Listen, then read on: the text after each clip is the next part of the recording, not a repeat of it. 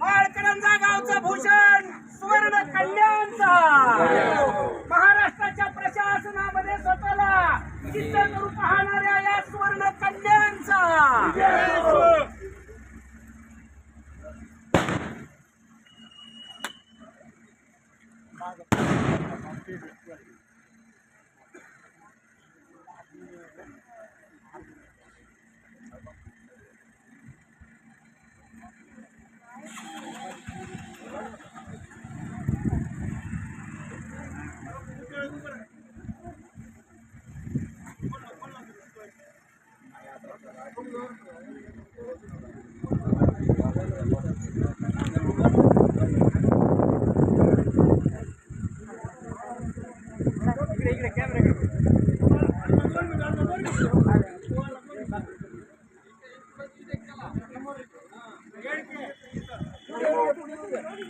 समोर समोर समोर इकडे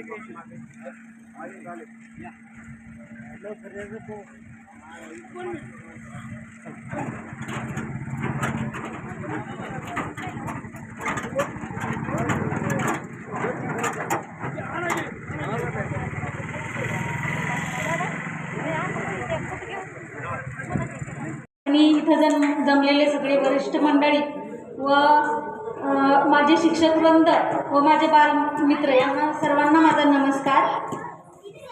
खरं तर हे स्वप्न माझं जे जलसंधारण अधिकारी झाले हे स्वप्न मी लहानपणापासूनच बघितलेलं होतं की आपण काहीतरी मोठं झाल्यानंतर काहीतरी बनायचं। मग ते स्वप्न पूर्ण करण्यासाठी माझे सर्वात महत्त्वाचे ऊर्जास्रोत आणि प्रेरणास्रोत जे होते ते माझे आईवडील होते।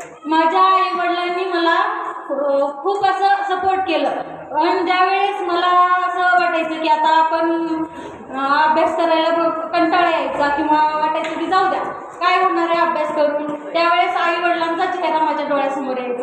त्याला असं वाटायचं की काय अभ्यासाला पप्पा म्हणायचे की लवकर उठ, पण लवकर उठल्यानंतर झोप यायची, पण पुन्हा नंतर विचार करायचा की माझे पप्पा जर 3 वाजता उठून शेतात बटाट्याला पाणी द्यायला जाऊ शकतात, 3 वाजता उठून 3 वाजल्यापासून ते जागे राहू शकतात, मला तर घरात बसून अभ्यास तर करायचा, मी तेवढं तर करू शकते।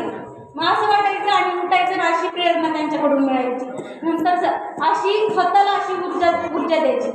त्यानंतर पूर्ण शिक्षक वृंद आणि मला लाभलेले सगळे मार्गदर्शक माझे मिस्टर यांच्यामुळे मला ऊर्जा मिळाली आणि मी हे स्वप्न पूर्ण करू शकले।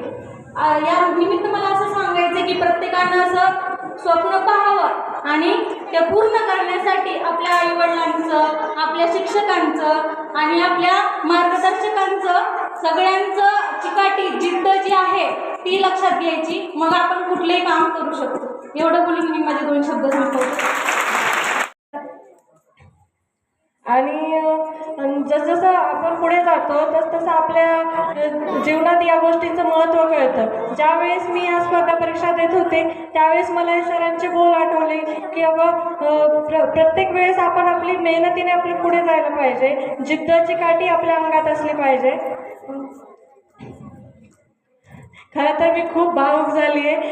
मला आधी खूप काही बोलायचं होतं, पण ज्यावेळेस मी ते पाहिलं त्यावेळेस अक्षरशः डोळ्यात अश्रू येत होते।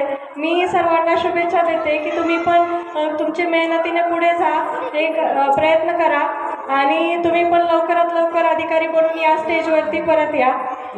असं बोलून मी माझे 2 शब्द संपवते।